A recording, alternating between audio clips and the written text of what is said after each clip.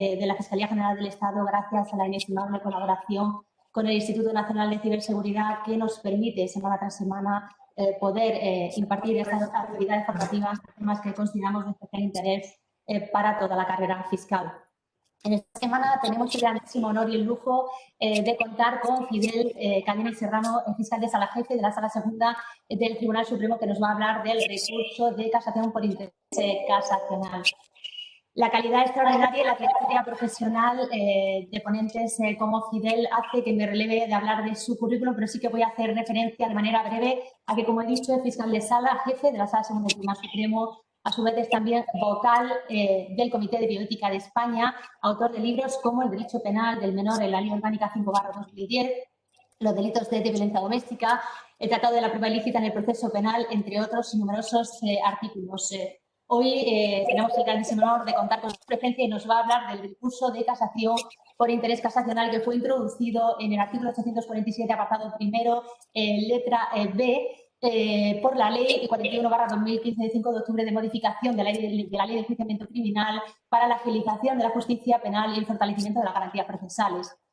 Esta Ley 41/2015 colma un vacío legal ampliamente reclamado no solamente por parte de la doctrina científica, sino también por parte de la jurisprudencia, tendente a generalizar la doble instancia y para dar el mejor cumplimiento así a lo dispuesto en el Pacto Internacional de Derechos Civiles y Políticos, que vino ya a establecer que toda persona culpable tiene derecho a que el fallo condenatorio y la pena sean revisados por un tribunal superior.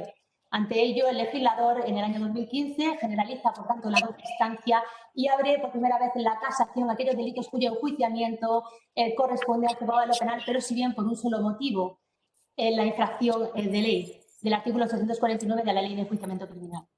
Ello nos ha permitido homogeneizar la interpretación del derecho sustantivo, lo que garantiza la seguridad jurídica y, sobre todo y fundamentalmente, el principio de igualdad de todos los ciudadanos ante la ley. Para hablar de este tema tenemos el grandísimo honor, gracias de corazón a Fidel por estar con nosotros y sin más preámbulos, cuando tú quieras te doy la palabra. Gracias.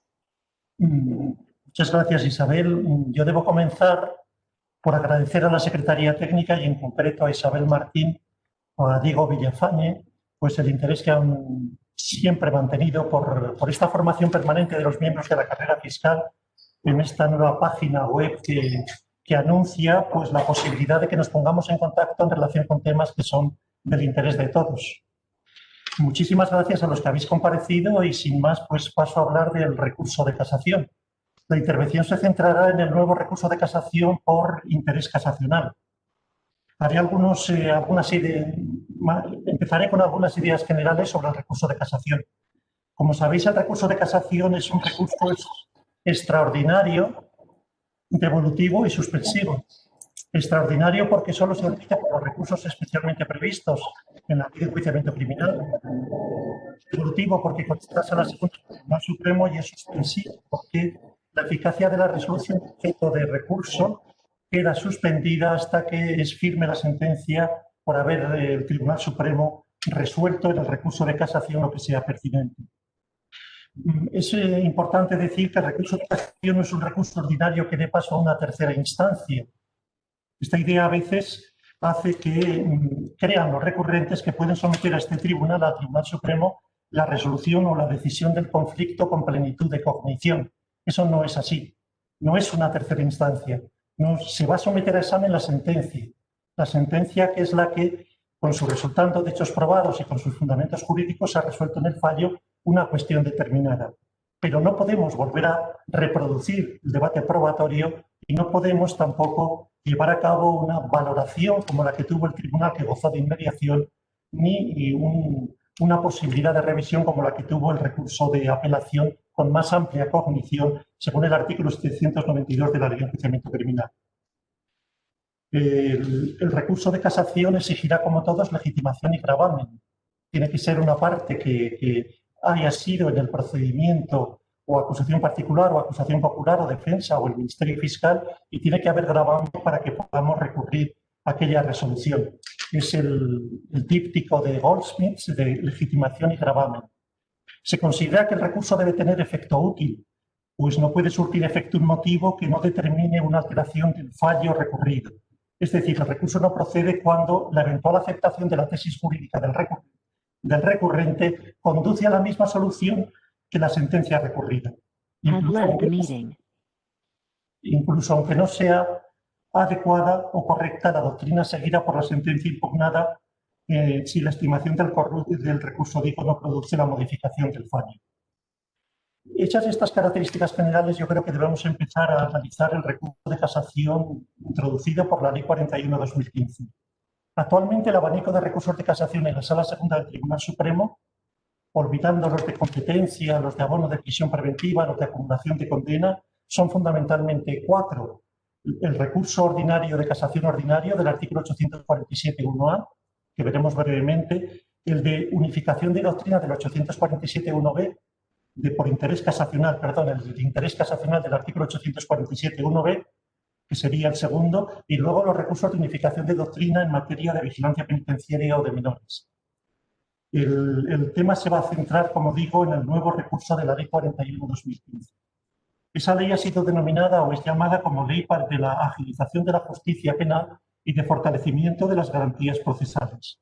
Entró en vigor el 6 de diciembre de 2015. ¿Cuál es su virtualidad? La virtualidad es que extiende el sistema de doble instancia y que, por otra parte, permite el acceso al recurso de casación a algunos delitos que no lo habían podido tener hasta ese momento determinado. Si recurrimos a la clasificación tripartita del Código Penal, del artículo 33, entre delitos leves, delitos menos graves y delitos graves, resulta que en todos ellos cabe la doble instancia.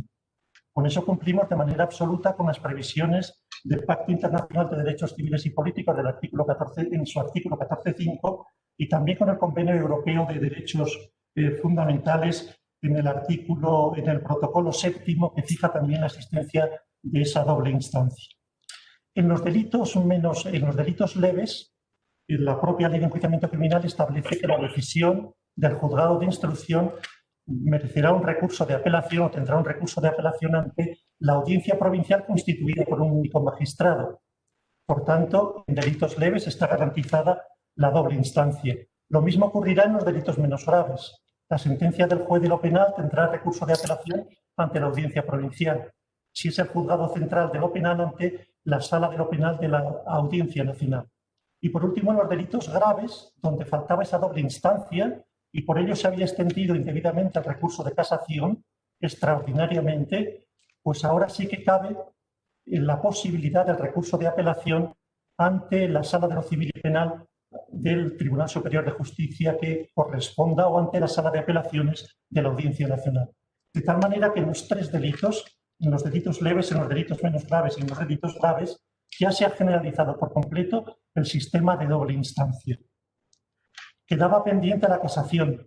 Veremos que también tendrán acceso a casación todos los delitos graves a través del recurso de casación ordinario del artículo 847.1a por todos los motivos aquí previstos. Infracción de ley del número primero del artículo 849, error en la apreciación de la prueba del artículo 849.2, los quebrantamientos de forma del artículo 850 y artículo 851 y la vulneración de derechos fundamentales del artículo 852.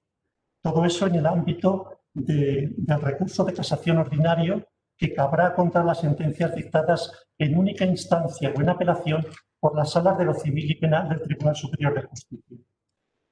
La virtualidad de esta Ley 41/2015, la gran virtualidad, que a mí me parece perfecta para las funciones del Ministerio Fiscal como garante del principio de legalidad, en su artículo 124, y para las posibilidades de acceder a la Sala Segunda a todo tipo de delitos, es que también en delitos menos graves existe la posibilidad del recurso de casación, aunque esté limitado a la infracción de ley.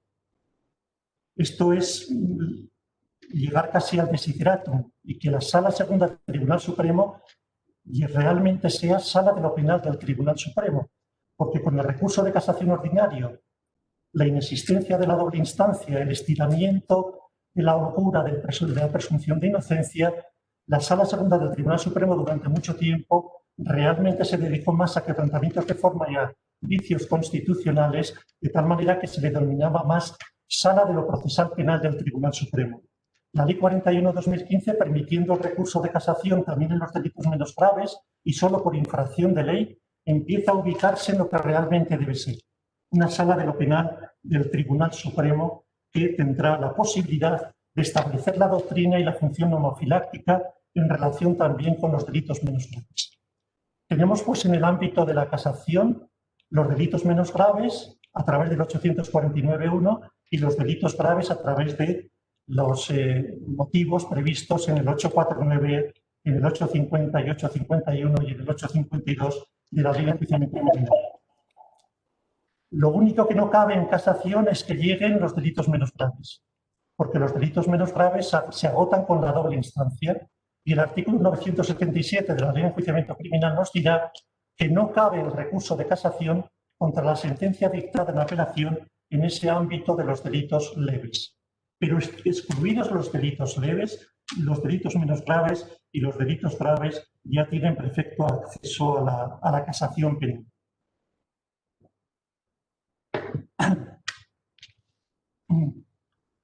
¿Qué diferencia tiene el recurso por interés casacional con otros recursos? Pues tiene diferencias con el recurso en interés de ley y con el recurso de unificación de doctrina. En interés de ley, porque el recurso por interés de ley exclusivamente tiene legitimación para interponerlo al Ministerio Fiscal. En cambio, este recurso por interés casacional existe la posibilidad de que sea objeto de articulación y de formalización por todas las partes del proceso. De tal manera que esta es una primera diferencia. Y en segundo lugar, lo resuelto en el recurso por interés casacional afecta a las partes y modifica el objeto del litigio, algo que no ocurre en el recurso por interés de ley. También en unificación de doctrina hay diferencias claras, porque la parte recurrente lo que plantea en unificación de doctrina, tanto en menores como en vigilancia penitenciaria, es que la ley no se interpreta de manera unánime, se interpreta de manera diferente por distintos órganos jurisdiccionales y se aportan sentencias de contraste para que el Tribunal Supremo se pronuncie sobre las mismas. Aquí no, aquí se trata, aunque no existan sentencias de contraste, de que se fije la función nomofiláctica del Tribunal Supremo y que sea objeto de perfecto análisis dogmático los elementos constitutivos de delito, tanto en los delitos menos graves como en los delitos graves. El recurso de casación que nos ocupa se circunscribe al ámbito de los delitos menos graves. ¿Qué resoluciones son recurribles en el ámbito del recurso que nos ocupa, del artículo 841.1b por interés casacional? Pues son recurribles todas las sentencias dictadas en apelación o por las audiencias provinciales o por la Sala de lo Penal de la Audiencia Nacional. Ese es el objeto de recurso de este nuevo recurso de la Ley 41/2015. ¿Cuál es el fundamento y la naturaleza de este recurso? Predomina el jus constitutiones sobre el jus litigationis, es decir, más que el derecho de la parte a una nueva instancia, porque ya existe la generalización de la apelación y de la doble instancia, lo que predomina que es la función nomofiláctica del Tribunal Supremo. En sentencia, por ejemplo, de 28 de marzo de 2017, el Tribunal Supremo, estudiando este recurso, ha dicho que estamos ante una modalidad de recurso que enlaza más con el artículo 9.3, seguridad jurídica, que con el artículo 24.1, derecho a la tutela judicial efectiva. Porque el derecho a la tutela judicial efectiva, nos dirá esa resolución, está plenamente satisfecho con la respuesta que se da en la instancia y con la respuesta que luego se da en apelación con amplitud de cognición. Lo que verdaderamente importa aquí, porque ya es el recurso de casación después de la primera sentencia y la segunda, es la función nomofiláctica, el jus constitutionis. Se trata de enmendar o refrendar la corrección. Por favor, disculpa, desconectar los audios. Pido por favor que desconectéis los audios, si no. 77 fallecidos. No sé quién está. Contando residencias tanto de mayores como de personas con discapacidad. Bueno, me he callado para no solapar mi voz con la que se escucha en off. Creo que ya ha terminado el problema y continúo. Decía que la naturaleza jurídica auténtica está más cerca del principio de seguridad jurídica del artículo 9.3 de querer el derecho a la tutela judicial efectiva del artículo 24.1. Y de lo que se trata es de colmar las exigencias de esa seguridad jurídica, enmendar o refrendar la corrección de la subsunción jurídica que ha realizado la Audiencia Provincial en relación con ese delito, con esos delitos menos graves. El horizonte, por tanto, esencial de esta modalidad de recurso es homogeneizar la interpretación de la ley penal, que antes quedaba dispersa por la existencia de interpretaciones distintas por las audiencias provinciales, pero que ahora va a quedar absolutamente unificada con esa función nomofiláctica de la Sala Segunda del Tribunal Supremo. Este criterio de la naturaleza del nuevo recurso de casación ha sido refrendado por la sentencia de 22 de julio de 2020, sentencia 421 del 2020, ¿no? Cuando dice que estamos ante una nueva modalidad casacional surgida de la reforma del procesal del 2015, que cuenta ya con 5 años de rodaje. Con ella, el legislador quiso dotar al Tribunal Supremo de una herramienta para que la función nomofiláctica esencial de la casación alcanzase también a los delitos competencia de los juzgados penales. Pese a constituir el grueso de la estadística criminal, tenían un acceso vedado a casación. Y la virtualidad de este recurso es que, ante esa diáspora interpretativa de las diferentes audiencias provinciales sobre los delitos menos graves, el recurso de casación por interés casacional va a permitir homogeneidad, con merma de la seguridad jurídica, con absoluta corrección en el ámbito de la seguridad jurídica, las interpretaciones plausibles. Ya no se puede erosionar el principio de igualdad y ya no quedará en entredicho la seguridad jurídica.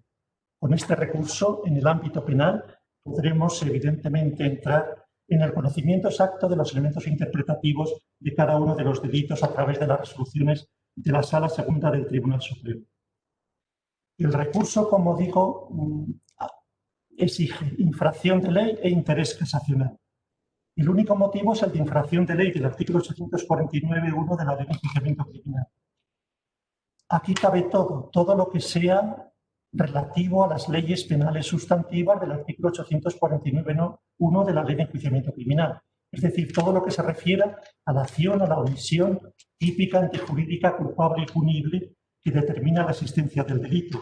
Las normas que se refieren a tipicidad, antijuricidad, a causas de justificación e imputabilidad, también a causas de inculpabilidad, requisitos objetivos de procedibilidad, responsabilidad civil, extinción de la responsabilidad penal del artículo 130, medidas de seguridad penal, responsabilidad de las personas jurídicas. Todo eso entra en el ámbito del número primero del artículo 849 de la Ley de Enjuiciamiento Criminal. También las leyes, como digo, por ejemplo, civiles, están incardinadas en el ámbito del Código Penal, como el artículo 103 o 109, que establece que la responsabilidad civil irá anexa con la responsabilidad penal cuando se haya declarado la existencia de un tipo delictivo.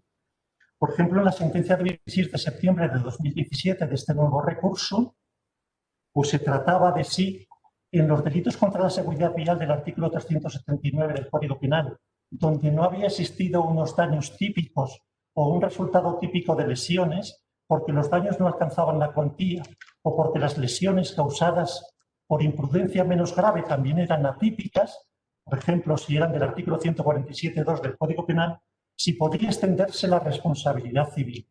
Y en esa sentencia de 26 de septiembre de 2017, naturalmente se dice que para evitar un peregrinaje judicial, quien ha conducido bajo la influencia de bebidas alcohólicas y ha provocado daños, aunque no sean típicos, o lesiones, aunque tampoco lo sean, deberán ser objeto de resarcimiento en el propio ámbito penal sin necesidad, salvo que se hayan reservado el ejercicio de la acción civil, de acudir a otras jurisdicciones para que tenga plena satisfacción su derecho.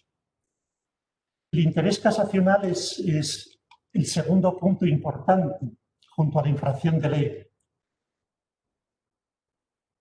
El interés casacional existe, según la Ley 41/2015, en 3 supuestos. La verdad es que la exposición de motivos de la Ley 41/2015 no dice que solo sean estos 3 motivos, sino que dice, entre otros, al menos en estos 3 casos, existirá interés casacional. Y esos 3 casos en los que existe interés casacional los conocemos muy bien. normas que no tengan todavía 5 años de vigor en el Código Penal. En segundo lugar, existencias de contraste de sentencias o doctrinas de las audiencias provinciales sobre un delito determinado. Y en tercer lugar, cuando la doctrina de la sentencia objeto de recurso se haya separado de la doctrina del Tribunal Supremo impetrada e inconclusa sobre la materia en cuestión. El interés casacional casa muy bien con la función del Ministerio Fiscal y con su sujeción exclusiva a los principios de legalidad e imparcialidad. Nosotros en casación veremos si realmente esos hechos probados merecen encaje en el ámbito del artículo 849.1 de la Ley de Enjuiciamiento Criminal y valoraremos la existencia de ese interés casacional con sujeción exclusiva a esos criterios que digo de la legalidad y de la imparcialidad. Voy a pasar ahora a analizar cada uno de estos puntos, que son 3 distintos: oposición a la doctrina del Tribunal Supremo, sentencias distintas en las audiencias provinciales y preceptos que todavía no tengan 5 años de vigencia, explicando algunas singularidades de este interés casacional, o al menos apuntando los datos que yo creo que debemos tener en cuenta. Oposición a la doctrina del Tribunal Supremo, que sería el primer motivo de interés casacional, la primera causa de este autónomo recurso de casación. Bien, primera idea. No puede considerarse que tengan carácter jurisprudencial unas sentencias del Tribunal Supremo cuando existen otras de fechas más recientes que se aparten de esa doctrina. Por tanto, no se puede invocar ese interés casacional cuando ese criterio ha sido superado por el Tribunal Supremo, que ha pasado a asumir otro distinto. Esto, por ejemplo, ocurre en el dolo y en los elementos subjetivos de lo injusto. Ya no pueden reformarse por la vía del 849.1, porque no son derechos, sino hechos. Entonces, la alegación por el 849.1 de la modificación de los elementos subjetivos de lo injusto es una doctrina superada que deberemos tener en cuenta la corrección que el Tribunal Supremo ha realizado sobre la posibilidad de recurrir esos elementos subjetivos de lo injusto o ese dolo. Reservaré luego una parte especial a este punto. Segundo, si existe jurisprudencia del Tribunal Supremo, concurrirá interés casacional solo si la audiencia provincial la contradice, pero no si la respeta. Si la respeta, evidentemente no concurre interés casacional. Tampoco concurrirá interés casacional cuando la sentencia invocada examine supuestos completamente distintos de aquellos que tuvo en cuenta el Tribunal Supremo para fijar ese interés casacional, esa doctrina que se dice vulnerar. La sentencia debe ser identificada con el número y con la fecha y extractarse su contenido a través de los bloques relevantes para plantear el problema jurídico con precisión.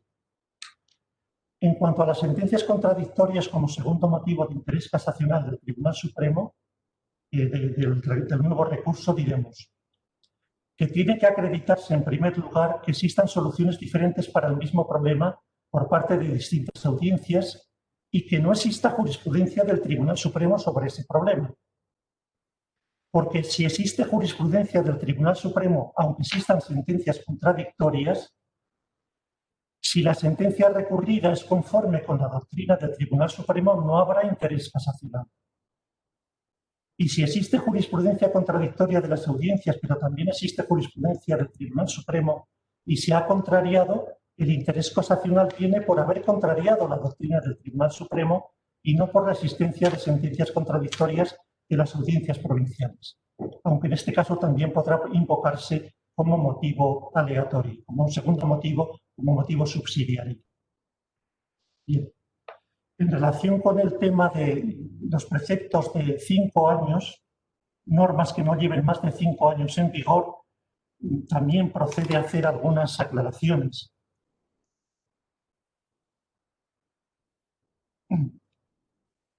El recurso puede referirse a la novedad de la norma que se aplicó o a la novedad de la norma que dejó de aplicarse.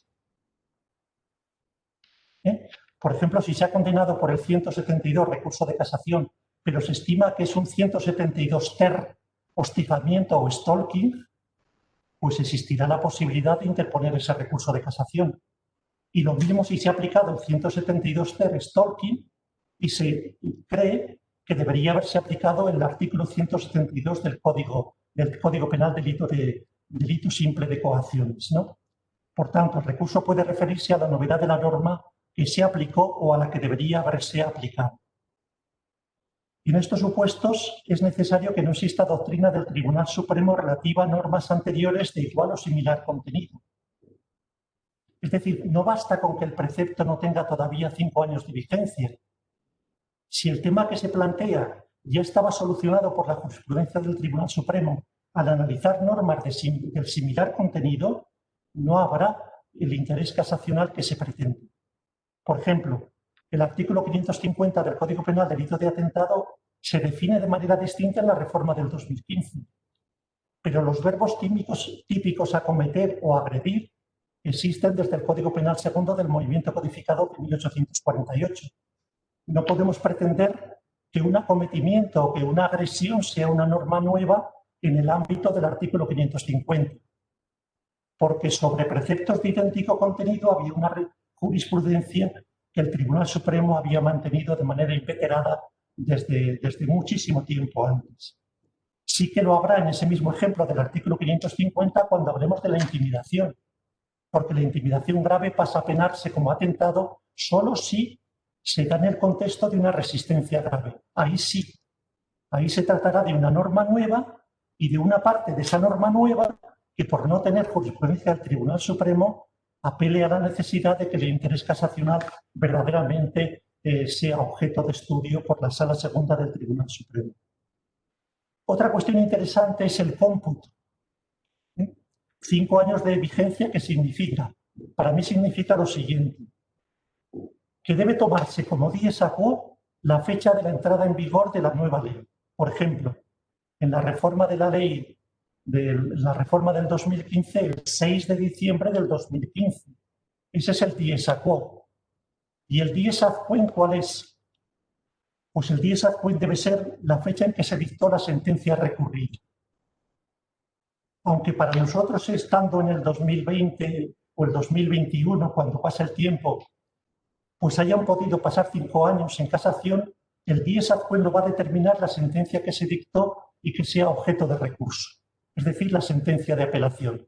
Si ahí todavía no han transcurrido 5 años, estaremos en la posibilidad de que este recurso por interés casacional sea objeto de admisión y sea objeto de estudio por el Tribunal Supremo.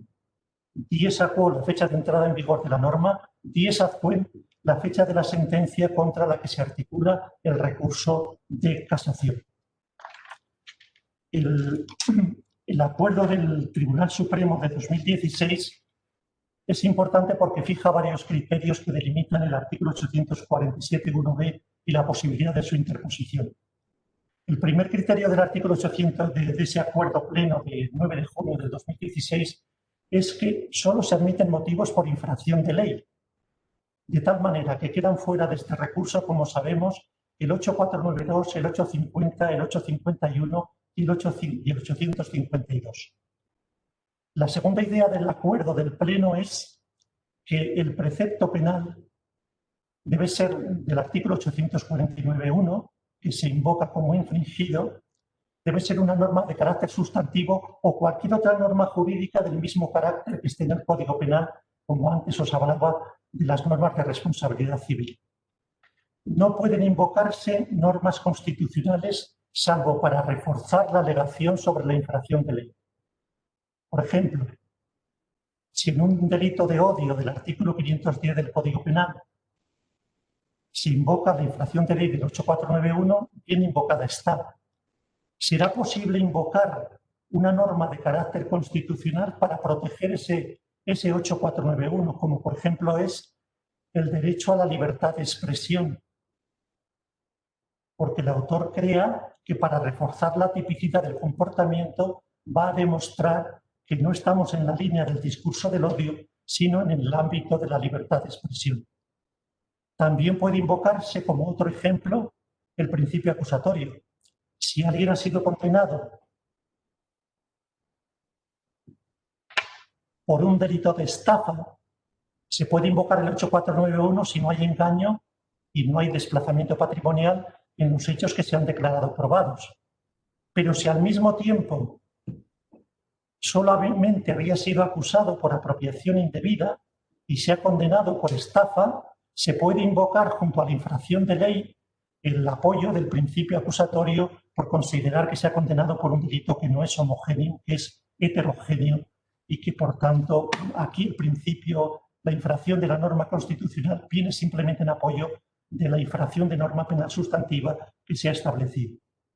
Otra de las características del acuerdo es que deben respetarse los hechos probados, porque en muchas ocasiones, y los fiscales del Tribunal Supremo lo saben perfectamente, se invoca como señuelo el artículo 849.1, pero se pretende reproducir el debate probatorio. Eso no es posible. Son los hechos probados los que deben ser objeto de recurso de casación. No puede pretenderse a través de este recurso llevar a cabo una completa mutación de esos hechos probados con un nuevo debate probatorio de la prueba testifical, de la prueba pericial o de la prueba documental.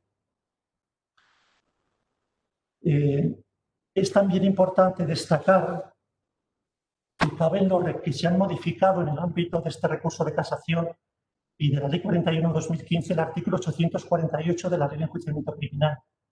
El artículo 848 permite el recurso de casación no contra las sentencias, sino contra los autos. Y ese 848 en la Ley 41 del 2015 pues ha llevado a cabo algunas modificaciones que son de interés, de tal manera que ahora se dice que pueden ser recurridos en casación y por infracción de ley los autos que la ley autorice de modo expreso. Hay muchos autos que son autorizados de modo expreso, como el 988 de la Ley de Enjuiciamiento Criminal, o el abono de la prisión preventiva, o las cuestiones de competencia. En esos casos cabe, evidentemente, el recurso de casación por infracción de ley y solo por infracción de ley del artículo 848 del Código de la Ley de Enjuiciamiento Criminal. Pero también cabe el recurso de casación contra los autos definitivos dictados o en primera instancia o en apelación por las audiencias provinciales o por la Sala de lo Penal de la Audiencia Nacional cuando supongan la finalización del proceso por falta de jurisdicción o en haberse dictado un auto de sobreseimiento libre, y siempre que exista una resolución que suponga la imputación fundada. Se amplían las posibilidades del recurso porque ahora se permite que también sea objeto de recurso la resolución dictada en primera instancia o en apelación por la Audiencia Provincial o por la Sala de lo Penal de la Audiencia Nacional cuando supongan la finalización del proceso por falta de jurisdicción. Pensemos en los supuestos del artículo 23 de la Ley Orgánica del Poder Judicial con todas las variantes que el precepto introduce. Y en segundo lugar, cabe también el recurso contra esas resoluciones cuando el auto dictado haya sido de sobreseimiento libre. Se dice de sobreseimiento libre. No se dice de sobreseimiento libre por no ser los hechos constitutivos de delito. De tal manera que ahora tienen acceso al recurso de casación todos los supuestos en los que el 637.3 entre en juego por estar exento de responsabilidad del autor, por ejemplo, por la concurrencia de causas de justificación, como podría ser la legítima defensa, el estado de necesidad, en conflicto de bienes desiguales, el ejercicio legítimo de un derecho o el cumplimiento de un deber. En todos esos casos también existe la posibilidad del recurso de casación contra los autos dictados por esas audiencias provinciales. Se dice que cabe el recurso de apelación cuando se ha dictado el auto de sobreseimiento libre o de finalización del proceso por falta de jurisdicción en primera instancia. Cuando eso tiene lugar en el ámbito del recurso ordinario y es la audiencia la que dicta el auto de sobreseimiento libre, en ese caso concreto deberá interponerse previamente el recurso de apelación ante la Sala de lo Civil y Penal del Tribunal Superior de Justicia. Y después de haberse recurrido, cabrá el recurso de casación ante el propio Tribunal Supremo. Vamos ahora a pasar a algunas cuestiones procesales que ha planteado el nuevo recurso que estamos examinando de la Ley 41/2015. En primer lugar, y como sabemos, este recurso solo se aplicará a los procedimientos penales incoados con posterioridad a la entrada en vigor de la ley, esto es, al 6 de diciembre de 2015. Por tanto, si el procedimiento se ha incoado después de esa fecha, no tiene virtualidad el recurso que nos ocupa. Se ha planteado en el Tribunal Supremo en ocasiones, por ejemplo, en auto de 24 de enero del 2019 o en sentencia de 17 de julio de 2020, ¿qué pasa con el recurso de casación que se ha interpuesto frente a una causa que había sido incoada por el juzgado sentencia del juzgado de lo penal que da lugar al recurso de apelación ante la Audiencia Provincial y finalmente al recurso de casación ante el Tribunal Supremo? Es perfectamente legítima esa posibilidad. Bien. Pero han existido ocasiones en las que, dictada la sentencia por la Audiencia Provincial por delito grave y habiendo entrado en vigor la Ley 41/2015, se ha pasado directamente al recurso de casación sin haber articulado previamente el recurso de apelación, porque ahora la sentencia de la Audiencia Provincial tiene primero recurso de apelación ante la Sala de lo Civil y Penal y después recurso de casación ante el Tribunal Supremo en los delitos graves. Este supuesto se nos ha planteado. Pues bien, en este caso concreto no se puede admitir el recurso de casación porque se ha actuado presaltum. Habría que devolver la sentencia, habría que inadmitir, como se inadmitió el recurso de casación, porque no se habría recurrido previamente en apelación, como debería haberse recurrido la sentencia que dictó la Audiencia Provincial. Se plantea también en determinados casos qué es lo que ocurre cuando ha sido la Audiencia Provincial en el ámbito de los delitos menos graves la que ha inadmitido el recurso de casación. En ese caso concreto, la Sala Segunda del Tribunal Supremo ha puesto de manifiesto que la competencia para estimar si existe o no interés casacional y para admitir o inadmitir a trámite el recurso de casación debe ser claro de la Sala Segunda del Tribunal Supremo y no de las audiencias provinciales que no pueden arrebatar ese cometido a la Sala Segunda del Tribunal Supremo. Pasamos a analizar, porque el tiempo me va apremiando, algunas singularidades. Sentencias absolutorias. Cuando recurramos en el ámbito de esta Ley 41/2015 una sentencia absolutoria, tenemos que tener presente la doctrina del Tribunal Europeo de Derechos Humanos. No es posible llevar a cabo una corrección fáctica, sino simplemente jurídica. Podremos modificar la sentencia absolutoria si verdaderamente, desde el punto de vista jurídico, la subsunción no ha sido adecuada, pero lo que no podremos nunca es modificar los hechos de esa sentencia absolutoria. Habrá que partir de los hechos probados y solo podremos llevar a cabo la corrección jurídica sin modificar en absoluto los hechos probados. Con elementos subjetivos del injusto y con el dolo pasa lo mismo. No se puede modificar el dolo. Solamente se puede modificar en su apreciación jurídica y no en su apreciación fáctica. La circular 1/2018 de la Fiscalía General del Estado, estudiando este tema, y también las sentencias del Tribunal Supremo a partir de la primera de 7 de febrero de 2017, nos dicen que solo es posible la corrección jurídica del dolo o de los elementos subjetivos de lo injusto, pero no la corrección fáctica, porque la corrección fáctica obligaría a utilizar el recurso de la tutela judicial efectiva cuando la valoración de la sala haya sido arbitraria y se haya separado por completo de las pautas de la lógica o de las máximas de la experiencia. ¿Qué correcciones jurídicas del dolo o de los elementos subjetivos de lo injusto pueden llevarse a cabo en el ámbito del recurso de casación? Pues primero, cuando la sentencia absuelve por considerar que no basta el dolo eventual y considerando que no existe dolo directo. Si verdaderamente la absolución se fundamenta en la consideración errónea de que el tipo objeto de acusación exige dolo directo y absuelve el tribunal de estancia, por apreciar la concurrencia de un dolo eventual, si basta ese dolo eventual, verdaderamente será posible la corrección jurídica. Por ejemplo, se absuelve del delito de homicidio del artículo 138 del Código Penal por considerar que ha concurrido dolo eventual y que hubiera sido necesario dolo directo. Esa corrección sí que puede hacerse. Puede corregirse el derecho y decir, mire usted, basta con el dolo eventual. Y con el dolo eventual es posible condenar por el delito del artículo 138 del Código Penal. También es posible modificar en el ámbito jurídico los elementos subjetivos o el dolo cuando el tribunal exige un elemento subjetivo del injusto que no es necesario en la tipificación del precepto. Por ejemplo, en el allanamiento de morada, exigiendo junto al dolo el elemento subjetivo del injusto de vulnerar la intimidad. No hace falta. Si ha existido dolo, es decir, si se ha entrado en morada ajena sabiendo que no lo es y sin autorización, el delito se ha culminado y no es necesario que se entre con ningún móvil, con ninguna intención especial, con ningún elemento subjetivo del injusto, porque el artículo 202 del Código Penal no lo exige.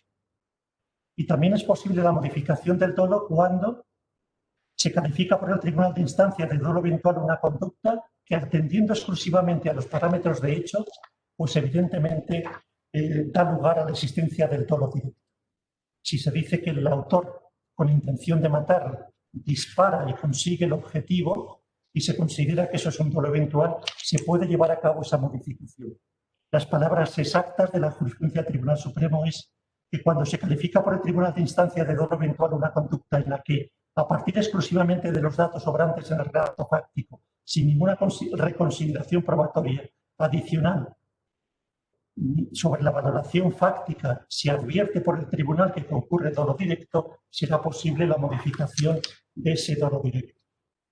En cuanto a las sentencias, a las cuestiones nuevas, también es importante decir aquí que las dos excepciones del recurso de casación ordinario de derechos fundamentales y de que quede reflejado en los hechos probados la modificación, la posibilidad de modificación de los hechos probados, no es posible en este recurso nuevo de casación. En este recurso de casación no se puede actuar presente. Si la cuestión nueva no ha sido invocada en apelación, evidentemente estamos en presencia de una cuestión que, al no haber sido debatida en la segunda instancia, no podrá acceder al recurso de casación. Y tampoco cuando se trate de un derecho fundamental, porque no tienen cabida ni ámbito en este recurso de la Ley 41/2015. De tal manera que las dos excepciones de cuestión nueva, derechos fundamentales y posibilidad de modificar los hechos probados, cuando no se ha ocurrido a la apelación con carácter previo, no será posible tenerla en cuenta o establecerla. En cuanto termino ya, porque se va alargando el discurso, las sentencias que se han dictado por parte del Tribunal Supremo resolviendo esta materia son muchas y podríamos citar solamente algunas de ellas.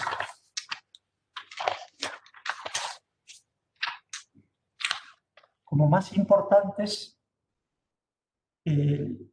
voy a citar, por ejemplo, la sentencia del 12 de noviembre del 2019 sobre el 235.1.7 del Código Penal.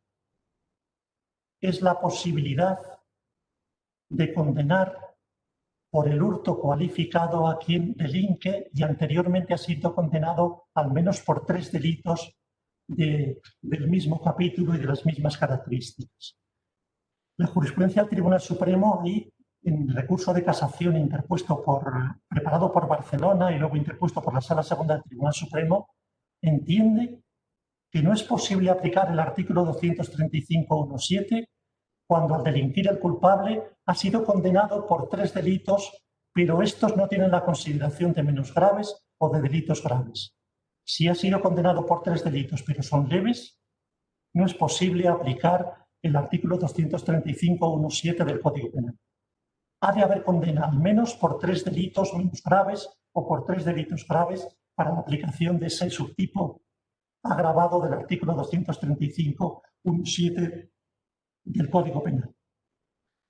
En sentencia de 22 de diciembre de 2019 también el delito de daños en objetos de valor histórico y artístico llega a la consideración de que el artículo 323 no es vicario de la legislación administrativa y que aun cuando no esté reconocido el valor histórico, en el ámbito administrativo será posible aplicar el tipo penal si tenemos elementos bastantes para considerar que el daño ha tenido lugar sobre un objeto de valor artístico, porque no puede ser la desidia del particular o el hallazgo del valor artístico de manera improvisada un elemento que impida la aplicación del subtipo agravado del artículo 323 del Código Penal.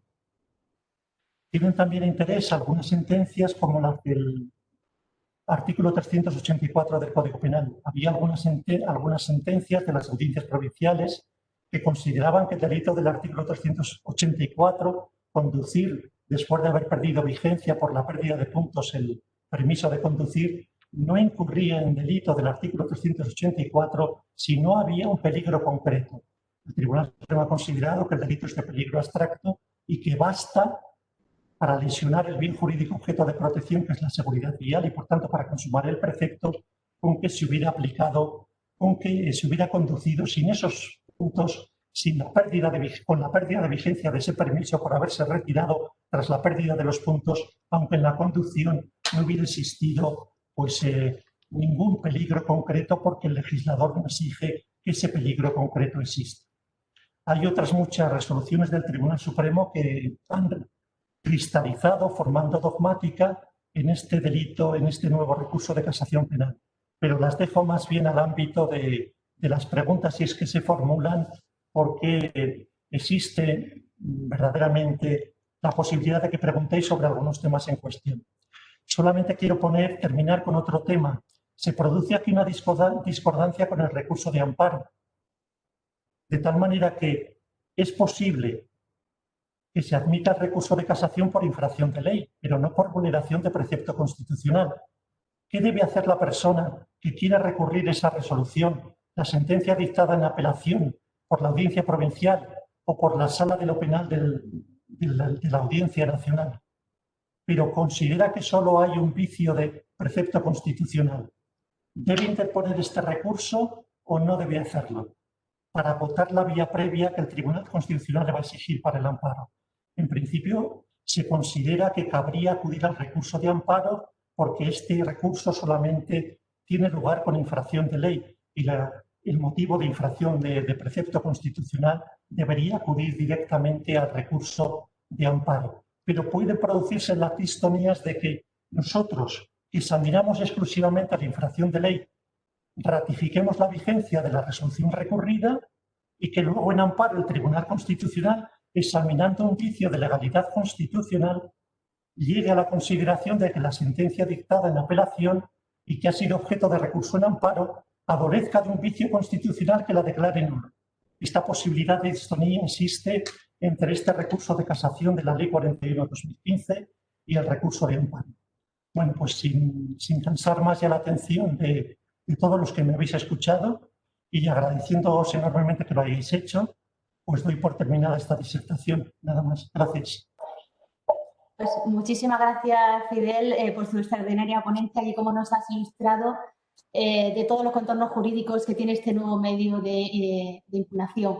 Ahora, con tu permiso, voy a dar la palabra a todos los participantes, por si quieren, a todos los compañeros y compañeras, por si queréis hacer alguna pregunta sobre el tema.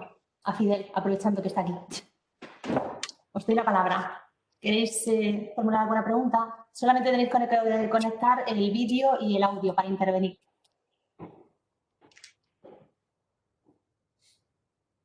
Bueno, yo voy a romper el hielo. Fidel, y sí que te quiero preguntar, desde tu perspectiva de fiscal jefe de la sección de lo penal, ¿en qué medida se está haciendo uso por parte de los fiscales de distancia o por parte de las fiscalías de este nuevo medio de impugnación? Hay muchos recursos, están llegando, muchos recursos a la preparación o no. ¿Y por qué ese motivo si no se está llegando? Sí. Yo estoy encantado con este nuevo recurso. Ya os he dicho antes que la segunda en sala de lo penal del Tribunal Supremo y no en sala de lo procesal penal del Tribunal Supremo. Nos llegan recursos de todas las partes. Naturalmente, como las partes son mucho más numerosas que el Ministerio Fiscal, hay más recursos de parte. Pero el Ministerio Fiscal también ha interpuesto en muchas ocasiones recursos interesantísimos. Por ejemplo, Barcelona, que funciona especialmente bien en el ámbito del recurso de casación, en esta modalidad del subtipo agravado del delito de hurto del artículo 235.1.7, enseguida observó que secciones distintas de la Audiencia Provincial de Barcelona aplicaban el subtipo a personas que habían delinquido y tenían 3 condenas por delitos anteriores, aunque fuesen leves, y otras que, por el contrario, no aplicaban el subtipo agravado del artículo 235.1.7 por considerar lesionado el principio de proporcionalidad. Barcelona enseguida interpone el recurso de casación nuevo del artículo 847.1b y permite que se haya dictado una de las sentencias más importantes del Tribunal Supremo. Más importantes y más debatidas, porque este tema se resuelve 7-6. Hay un voto particular de 6 magistrados del Tribunal Supremo que entendían, como yo creo que es lo correcto, que la ley no distingue, que el 235.1.7 habla de aplicar ese subtipo al que delinca y anteriormente haya sido condenado por 3 delitos de los previstos en este mismo título y de las mismas características. Ahí no existe distinción entre delitos leves, menos graves o graves. Debería haberse, según ese voto reservado de 6 de los magistrados, admitido el subtipo agravado incluso cuando las condenas fuesen por delitos leves. Y no es necesario que todas lo sean o por delitos menos graves o por delitos graves. El principio de proporcionalidad ahí es peligroso. Se está orillando por completo al legislador. El legislador había resuelto con la aplicación de este subtipo un problema de multirreincidencia, llevándolo al ámbito de la tipicidad para condenar los supuestos en los que se repetía de manera frecuentísima la comisión de delitos por parte de los que cometían impunemente delitos de hurto y eran siempre condenados por delitos leves. La interpretación del legislador era permitir que cuando ya ha sido condenado 3 veces por delito, la 4ª de las actuaciones comporte la aplicación del subtipo agravado. Y el principio de proporcionalidad debe ser respetado cuando estamos en el ámbito de una ley que describe perfectamente el tipo, que describe la pena y en la que el legislador había considerado que debía modificarse el Código Penal. Pero vamos, volviendo al origen de la pregunta, sí existe preocupación por parte de las fiscalías y están muy al tanto para que cuando exista posibilidad de observar una infracción de ley, acudir al recurso del artículo 847.1b de la Ley de Enjuiciamiento Criminal. ¿Se puede intervenir? Sí, perfectamente. A ver, Fidel, se ha puesto de manifiesto que el sentido del nuevo recurso es el interés de ley y que entonces que el Tribunal Supremo que siente doctrina y que cumpla esta labor nomofiláctica. Pero sabes que están llegando muchos recursos en los cuales ha habido simplemente una infracción de ley que no ha sido detectada en la segunda instancia, pero que puede ser que hayan aplicado una circunstancia atenuante y que no se haya aplicado la pena en la mitad inferior. Entonces, esto, ¿qué consideras? No es un interés de ley en sentido mayúsculo, pero sin embargo parece que sí que hay que acoger esas infracciones que se han producido en el curso del procedimiento. A mí me parece que es evidente que hay infracción de ley y que hay interés casacional. Infracción de ley porque ha dejado de aplicarse una norma penal de carácter sustantivo, el artículo 66.1 en cualquiera de sus variantes. Y en segundo lugar, interés casacional, porque no habiendo aplicado la pena si concurre un atenuante en su mitad inferior o si concurre 1 o 2 agravantes en su mitad superior o si persiste el fundamento atenuatorio cuando hay concurrencia de unas y otras bajando un grado la pena, se está vulnerando la doctrina del Tribunal Supremo. No solamente se está infringiendo la ley, las reglas generales o especiales de aplicación de la pena del artículo 66 y siguientes del Código Penal, sino que se está vulnerando la doctrina del Tribunal Supremo. Por tanto, en ese caso concreto, en los que se inobserva una norma de carácter penal sustantivo y al mismo tiempo la jurisprudencia impetrada del Tribunal Supremo en la materia, existe infracción de ley y existe interés casacional. Y esa pena que no se ha interpuesto en su mitad inferior, concurriendo un atenuante, deberá ser corregida. De la misma manera que si hay un agravante y no se ha impuesto en su mitad superior, deberá ser corregida. Y si se trata de un concurso ideal de delitos, pues habrá que aplicar el artículo 77 del Código Penal. Y si no se ha hecho, habrá infracción de ley e interés casacional. Dicho de otra manera, siempre que existe infracción de ley es porque se ha separado el tribunal de la sentencia y de la doctrina del Tribunal Supremo, por lo que también habrá interés casacional. También en las reglas de aplicación de las penas, sí. Yo quería, sobre este punto, no sé si se escucha o... Sobre este punto, hacer una referencia, Fidel, muchas gracias por tu charla en primer lugar. Y segundo, hemos hablado muchas veces, es que yo creo que partimos de un acuerdo del Pleno de la Sala del año 16 estableciendo 3 supuestos de interés casacional que yo creo que se han quedado muy estrechos y muy cortos. Salieron en un primer momento, pero claro, dice que se oponga a la doctrina del Tribunal Supremo, que exista jurisprudencia contradictoria y que se apliquen normas de no más de 10 años. Bueno, yo quería saber tu opinión, Fidel, sobre ese acuerdo y si estás conforme con sus postulados. A mí particularmente me parecen muy estrechos. Creo que hay muchos más supuestos en los que hay interés casacional y sin duda lo hay cuando se vulnera la norma, pero sobre todo si no hay jurisprudencia, que no se recoge en el acuerdo, si la que hay no es clara o si la que hay es contradictoria. Y siempre es contradictoria, es decir, busque usted en el fondo y encontraremos una sentencia que diga lo contrario de alguna otra, ¿no? Con lo cual, yo creo que lo del interés casacional añade muy poco a lo que es un puro 849.1 en el que no se haya disfrazado de valoración probatoria el tema que se suscita. Quería conocer tu opinión sobre eso, Fidel. Gracias. Sí, muchas gracias, Jaime.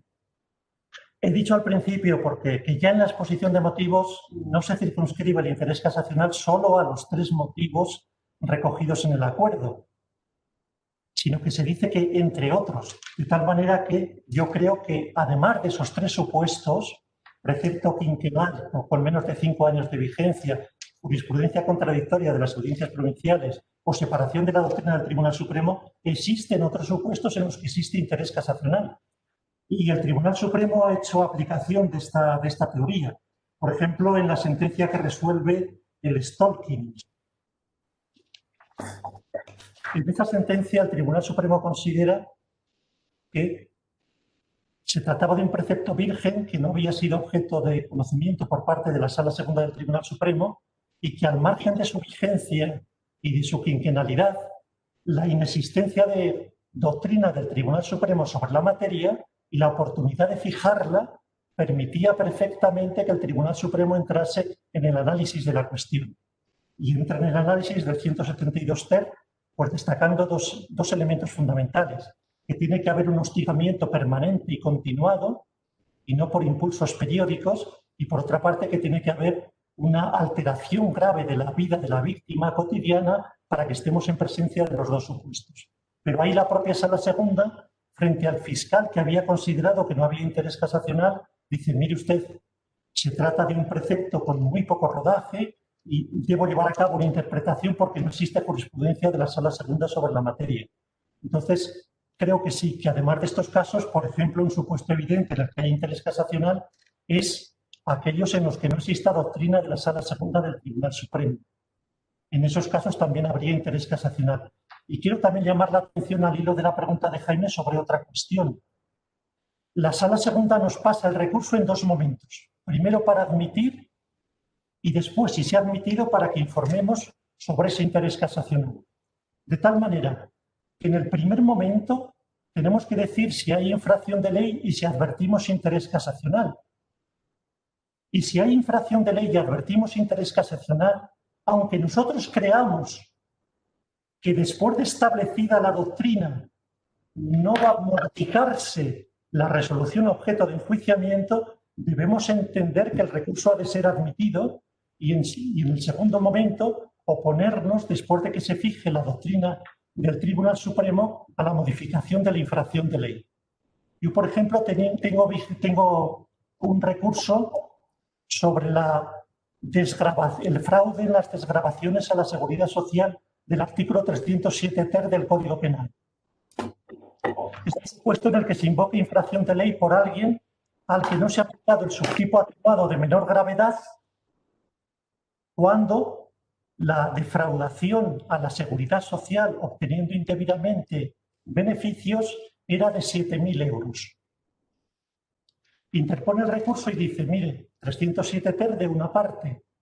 Y segundo, existe interés casacional porque le presento varias sentencias de las audiencias provinciales que con 8.000 y con 9.000 euros y con 10.000 euros han aplicado el subtipo atenuado del artículo 307 ter del Código Penal. Bien, yo considero que existe infracción de ley y que hay interés casacional. Pero luego, después de admitido el recurso,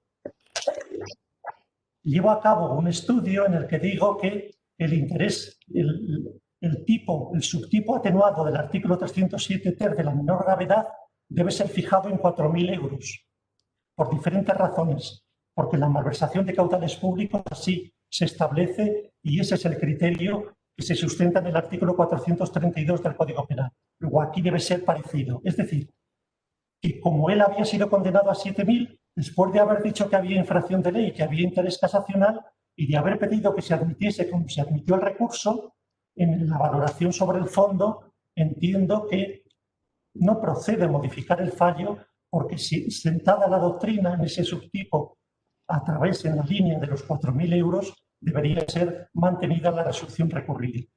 Es decir, creo que además de los 3 supuestos, uno de los casos claros en los que hay interés casacional es, por ejemplo, cuando no existe doctrina del Tribunal Supremo, aunque el precepto no sea quinquenal, tenga una vigencia superior a lo de los 5 años. Fidel, me gustaría hacerte una pregunta. Mira, mi duda es si se puede corregir a través del recurso de interés casacional por infracción de ley, si se puede corregir la inferencia sobre los elementos subjetivos del tipo. Como todos sabemos, el dolo es un hecho interno, pero se obtiene a través de una inferencia. Si en los hechos probados se relatan una serie de elementos fácticos que te llevan a pensar que existe un dolo directo o un dolo eventual y la sentencia ha establecido que no existe dolo, y entendemos que la inferencia no es correcta. Mi pregunta en concreto es si a través de este recurso se puede corregir la racionalidad de la inferencia. Vale. Muy bien, Paloma. He abordado un poco este tema. Aquí se recupera a Belsel, que Belsel dice que el dolo forma parte de la acción y que el dolo es un hecho. Entonces se considera que no es un juicio de valor, sino que se trata de un elemento fáctico que tiene que ser establecido en los hechos probados y que no puede ser objeto de modificación. Solo se admite la modificación jurídica.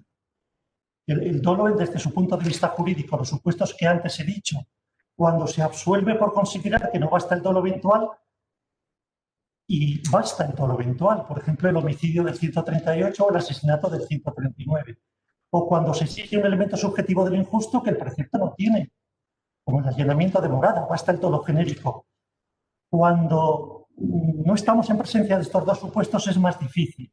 La Sala Segunda del Tribunal Supremo, cuando se lleva a cabo una valoración completamente irracional sobre la existencia del dolo y se concluye que no existe, advierte que la vía más adecuada es el 852, la vulneración de la tutela judicial efectiva. Es decir, mire usted, si usted me ha dicho que dispara 3 veces y dispara a 1 metro de distancia y dispara contra órganos vitales, la inferencia que ha hecho sobre la concurrencia del dolo es irracional, pero la vía sería el 852, porque ya no sería una corrección jurídica del dolo, sino una corrección fáctica. Lo que nos pide la Sala Segunda de manera reiterada es eso, ¿no? Que no podemos llevar a cabo una nueva valoración de los hechos para considerar que concurre el dolo que el tribunal ha negado. Solo cuando lo respetamos íntegramente y cuando la corrección es jurídica es cuando sería posible modificar directamente en el ámbito de la infracción de ley ese dolo, sí, o ese otro elemento subjetivo del injusto. Gracias, Paloma. Sí. No te oigo, Paloma, ahora. ¿Alguien más quiere intervenir? ¿Paloma? Ay, perdona, Paloma. Tienes que activar el micrófono, Paloma. Sí, es lo que hago. Ya, no quiero nada. Gracias, Fidel. Gracias. A ti, Paloma. Muchas gracias. Vale. ¿Alguien más quiere formular alguna pregunta? Vale, pues bueno, yo concluyo agradeciendo en nombre de la Fiscal General del Estado y en nombre de la Secretaría Técnica, Fidel, tu extraordinaria colaboración en un tema de grandísimo interés para todos nosotros. Quiero también, bueno, concluir dando las gracias también al Instituto Nacional de Ciberseguridad, que hace posible que semana tras semana podamos impartir estas jornadas formativas. Y por último, ya finalizo dando las gracias a todos vosotros, a todos los participantes. La verdad es que en las últimas semanas hemos recibido muestras de agradecimiento y de cariño de muchos compañeros que nos están escribiendo correos, y la verdad es que somos nosotros los que tenemos que dar las gracias a vosotros, puesto que la participación vuestra es la que motiva y la que impulsa esta nueva forma de participación y de formación. Así que dar las gracias a todos vosotros. El viernes que viene tenemos otra nueva jornada formativa. Esto ya van a ser los webinars, los viernes formativos de la Fiscalía General del Estado, y os esperamos a las 12. Muchísimas gracias y buenos días a todos. Gracias.